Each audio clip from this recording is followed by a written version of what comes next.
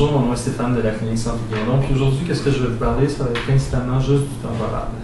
Le temporal est un os crânien très important au niveau de la thérapie crânio-sacrée. Il est fréquemment appelé le faiseur de troubles, le troublemaker, parce qu'il se retrouve entre l'occiput et le sphénoïde. Il est pris entre les deux. Et aussi, c'est qu'il se retrouve influencé par la mandibule qui est très mobile. Donc, cet os-là, on retrouve une portion pétreuse, un rocher, et l'écaille qui est plus friable. 8 des 12 nerfs crâniens est impliqué directement avec le temporal. Donc, c'est pour cette raison-là que le temporal est un os qui a besoin de bouger, d'être libre et d'avoir tous ses mouvements. Comment peut-il être ralenti? Premièrement, c'est sûr qu'on doit s'assurer de la pleine mobilité de la symphyse sphéno-basilaire, l'occiput sphénoïde. Deuxième chose, on va regarder différentes sutures qui peuvent être... Les sutures, on peut visualiser ça comme étant une tenture. Donc, très fréquemment, on va observer un ralentissement au niveau de la suture occipito-mastoïdienne, entre le mastoïde et l'occiput. Très fréquemment blessés, surtout dans les cas de whiplash, les gens qui vont frapper le derrière de leur tête sur l'appui-tête, souvent c'est bloqué. Ensuite, tout ce qui est la ligne ici entre l'apophyse jugulaire, le trou déchiré postérieur,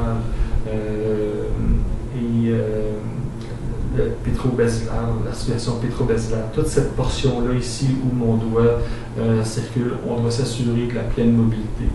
Pourquoi c'est important? Encore là, c'est comme on a le nerf crânien numéro 9, le numéro 10 et le numéro 11 qui passe à cet endroit-là. Ensuite, on a aussi la veine jugulaire qui passe dans le trou déchiré postérieur.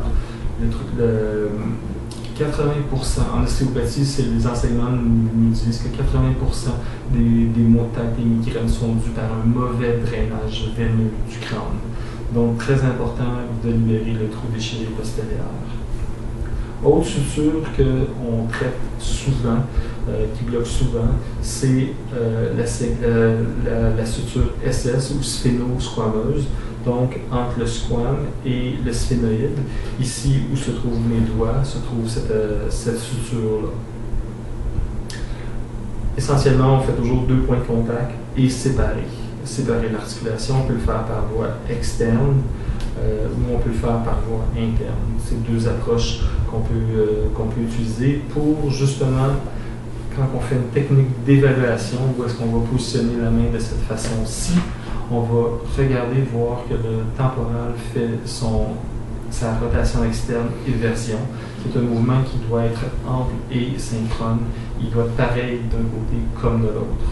En ostéopathie, on va faire cette évaluation-là liquidienne, c'est-à-dire où est-ce qu'on fait juste regarder qu'est-ce qui se passe, une écoute.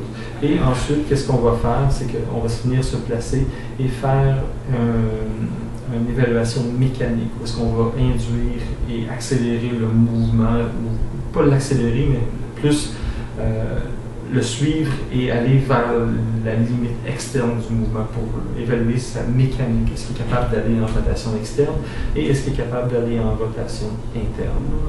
Donc, le temporal, très important, plusieurs techniques pour l'évaluer. Aussi, c'est comme une autre technique pour faire en sorte que le temporal se bouge bien.